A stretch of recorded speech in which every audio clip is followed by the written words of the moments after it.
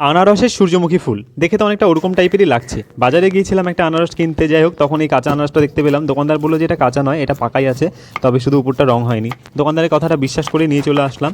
আসার পরে যখন কাটছি তখন কেটে দেখতে পাচ্ছি এটা একদম পুরোই কাঁচা। কি আর করা যাবে, তো কাটা শুরু করে দিলাম। আর এই আনারস কাটা কিন্তু একটা ট্যালেন্টের মধ্যেই পড়ে, কারণ এটা কিন্তু অনেক ভেবেচিন্তে কাটতে হয়। কারণ এটার মধ্যে একটা কিছু যদি থেকে যায় তাহলে কিন্তু আমাদের খুব সমস্যা হবে খেতে গিয়ে।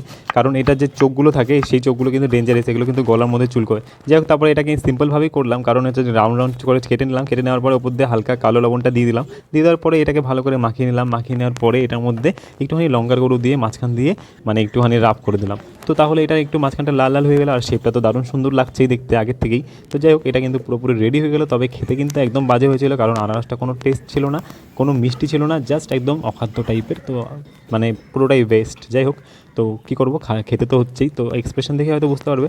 তো ভিডিওটা কেমন লাগলো জানিও, ভালো লাগলে লাইক করে দিও। Thank you so much.